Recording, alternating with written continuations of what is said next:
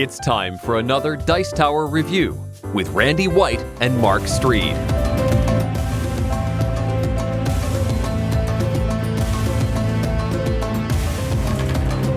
Hello folks, welcome to Board Game Corner. I'm Mark. And I'm Randy. This week we're playing Roll for the Galaxy. We're building our own galactic civilization. We're using dice to develop technologies and settle worlds so you can build your own empire. Roll for the Galaxy is brought to you by Rio Grande Games. It plays 2 to 5 players in approximately 45 minutes, and it's for players 14 years of age and up. So let's jump in and build our own world. At the start of each game, each player is given tiles representing their homeworld and their faction. The faction tile is a double-wide tile, which typically has a development on one side and a world on the other. Developments are technologies or infrastructure that tend to benefit the entire civilization, and they're represented by a diamond. Worlds can be settled, and non-gray worlds can produce goods which can be traded or consumed. Worlds are represented by a colored circle in the upper left-hand corner. Both developments and worlds have additional effects shown on the bottom of the card.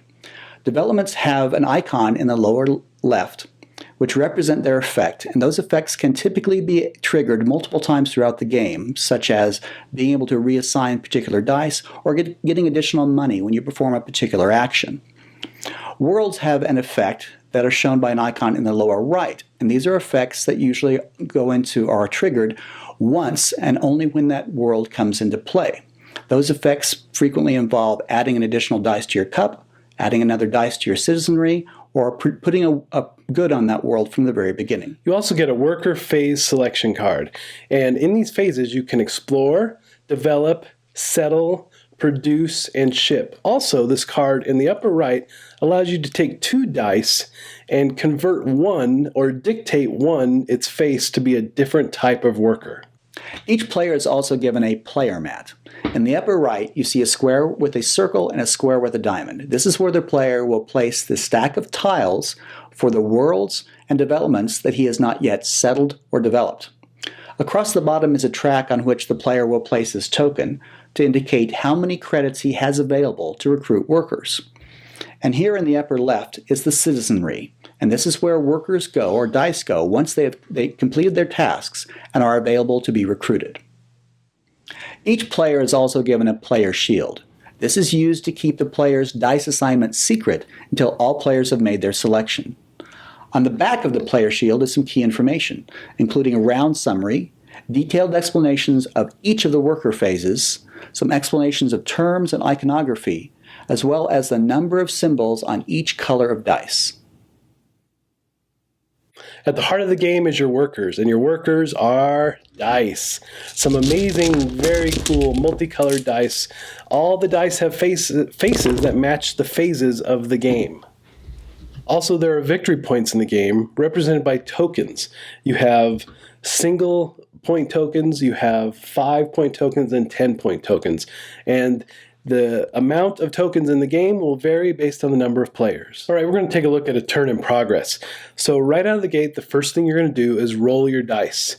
And in this instance, what we end up with is ship and produce, settle, and explore. And so we're going to arrange our dice below each of those phases, and then we have to select the phase, and you pick any dice to select that phase, and it turns into that worker. Also, there are asterisks that are wild. They dictate any type of worker you wish. Players reveal their selections. Player 1 has chosen the explore phase. The phase tile is then turned up from deactive to active. Player 2 has chosen to produce. Again, the tile is turned up, the produce tile, from inactive to active. And tiles that were not, or phases that were not chosen, those dice are workers that were not used and are returned to the cup. In the case of the explore phase, player 1 uses the first 2 to gain credits. He takes the next 2 to pull tiles from his bag. He makes selection of those tiles, and if there's tiles that already exist, that next tile then would have to be placed beneath the first one. And in this case, player 1 is choosing the world tile, so it will go below the green world on his player mat. Player 2 is using the produce phase. He places his yellow dice on the yellow world, a white on the cyan, and then his brown dice on the brown world. Now, one of the most important things to understand when playing Roll for the Galaxy is that if any player chooses a particular phase, then all players get to apply workers they have assigned to that phase. Right. So, for example, if one player has selected Explore, another player has selected Produce, and another player has selected Ship, then all players get to apply the workers they have assigned to those three phases: Explore, Produce, and Ship. Only the unselected phases that have not been selected by any player at the table, have the dice go back into the player's cups.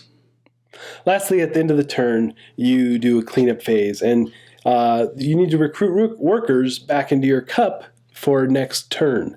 So the way you do that is you can use credits to pull workers from your citizenry back into the cup. And if there are undeveloped worlds that have workers on them, you can choose to pull those workers back to the cup as well, or development cycles. Also, you have the option to pull your produce off your worlds back to your cup. You might be asking yourself how the game ends. So there are two possible conditions that can trigger game end. One, the victory points, the tokens. If we run out, the game ends. Secondly, is if you have 12 tiles in your civilization. Now, those 12 tiles include the start tiles, and the main start tile, the double wide, is counted as 2. All right, some thoughts. So I really like this game, but I'm predisposed to liking this game. He is. It's a dice game, and it's got a galactic theme, and a space theme, and I'm definitely sucked in. There's some things I didn't like. We'll get to that in a minute. But, the dice, the artwork. Artwork is great on all the tiles. It's just fantastic. And unlike some games, that have muddied or darkened graphics, on these tiles are super clear, super easy to read, and they're relatively small tiles. But with readable text. Exactly. Wow, what a concept. It is. The text is small, but not too small. And like you said, there's good contrast at the bottom. It's good contrast to be able to read it, which is huge for us. That's something I run into all the time. I'm like, why is this text so small? So I'm very pleased that everything in this game really has been done well from the ground up. Graphics, the dice, the components, everything are just beautiful. And good iconography on them as well. The icons, everything makes sense. It's not super confusing. You don't have to reference things a bunch to figure out what's what, even if you're a new player. Now, what I didn't like is the fact that for new players, we have found that in varying groups that there is mass confusion that happens. But once people get it, they get it. So I wish I don't know what it is. Maybe there's just too much going on for some folks. But it definitely has a confusion aspect for some people. I don't know, isn't that what you found too? I did too, yeah. The concept of, you only get to do these phases that everyone selects. It's like, in the future, these 5 unions are always on strike. Yeah. And each player has the ability to call in a favor from one union each turn. But when that union says, yes, our workers are going to work, they work for everybody, not just for that player. But that's counterintuitive. You assume in the future that if you assign a worker to the shipping phase, they will ship. Oh, exactly. Yep. And then lastly, I wish there was some other component in the game, a little more interaction between folks, because as Randy's biggest complaint, I know he's going to say, it feels way more more like a solitaire game than, to me. It does. Yeah, it definitely has that feel. That there are things you have to keep track of. There are cards that dictate that you have the most of things, but it definitely has probably a bit of a solitaire feel. But that doesn't ruin the enjoyment for me. I just wish there was more interaction between players. And when you select phases and you're hoping someone else selects the phase, so you're hedging your bets there to hopefully, so there's definitely some interaction there. I just wish there was more in some fashion, is all. Now, regarding my thoughts on Roll for the Galaxy, we've already touched on the excellent components, good artwork, good solid tiles.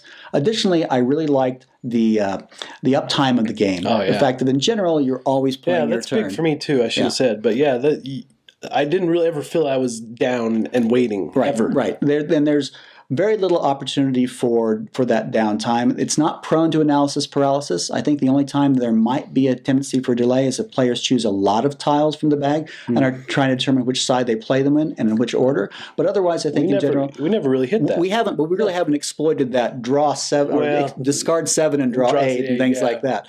So I think there's an opportunity there, but it's not typically going to be a problem.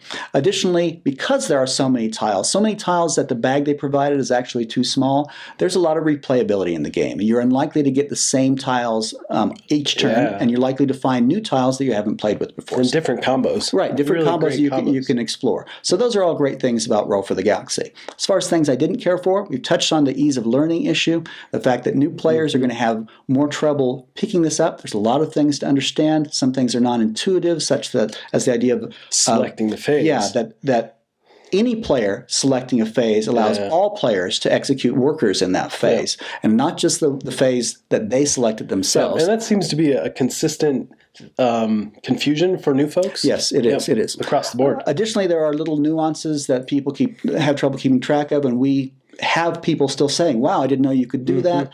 So ease of learning is an issue. Mark thought the theme was nice and engrossing, but he's a dice junkie, and I'm less likely to be seduced by the whole rolling mechanic. I felt like, even though I'm charitable with most games and accept the fact that the themes tend to be a thin veneer on top of a bunch of mechanics, I felt like Roll for the Galaxy frequently fractured that facade by doing things like having bizarre scoring mechanisms at the end, like bonus mechanisms, as well as not explaining why a blue dice is different than a green dice, and is a green world? What's the deal with the green world versus a blue world? So I didn't feel at any time I was building the civilization. I felt like I was building a machine to generate victory points. But this is just as different. So he's a big theme guy. I think it felt like Galactic Empire to me, for sure. Well, but fortunately, you value theme a lot more than I do. And for you, you had the theme. For me, I don't value theme as much, and I didn't miss it as much. So that's okay. The last thing was mechanics. And we've also touched on the issue that it feels a lot like a solitaire game, except for watching other players choose their phase and watching other players get close to that 12-tile threshold. There's not a lot of interaction. I mentioned to Mark that it feels to me like a family sitting around a table with their faces buried in their iPhones. Well, I don't think it's that. but there are definitely opportunities where they could have made more interaction. This isn't going to be bad for everybody, but for me, I'd like a little bit more interaction, a little more sense of competition. I would like a little bit more, but it didn't ruin the game. No, it didn't. The other thing about mechanics I didn't care for was the fact that you're twiddling dice behind screens. And although I don't think most people, we don't worry about people cheating in our group, but I think it'd be easy to bump them. It would be easy to bump them, and unintentionally play incorrectly. It's like, your daughter the other night didn't realize she could put any dice as a dice to select a phase. Again, the selecting is one of the big confusion things. It is. So that lack of transparency makes it difficult to help other players. So those are the things I didn't care for about Roll for the Galaxy. Okay, now for our verdict and scoring. So this game really appeals to me in a lot of ways. It doesn't quite make complete top marks as a 4.0 for Board Game Corner, but it's pretty close. 3.5 corners out of 4. Now, I had a significantly different experience than Mark, and I give it 2.5 corners out of 4. I think this is a good game for people who are Race for the Galaxy fans, for people who streamline it. It's much more streamlined than that. I think it's good for people who love rolling dice as part of their games, and for people who not only don't seek a lot of interaction between players during their games, but who might even want no conflict or no competition for resources as part of their game. I think this is good for them. However, for people who want some more strategy or thinking between others, interaction, as well as thinking multiple moves ahead, I don't think this is a strong game for that. Those are the things I value. And there's some thinking ahead in this game. I mean, it's not just but it's not strategizing against somebody else. Right, and you're also at the mercy of what you're drawing out of the bag. And so there's some of that. So, but you can dictate some of those stacks too. You can. You can try to plan ahead, but it still comes down to those dice rolls. There's dice rolls and there's the luck of the draw. Yes. So overall, again, I really enjoyed it. Randy, not so much as me. It's still an above average game. And if it were an app on my tablet, oh my gosh, I would buy it right now. Yeah, and I would give it a 3 or 3.5 out of 4 if it were an app, as a solo app. There would be no dice rolling. There would be no dice rolling. So sad. It would be very sad. All right, folks. Well, that's our review this week. Hope you enjoyed it. And until next time, we'll see you at the table.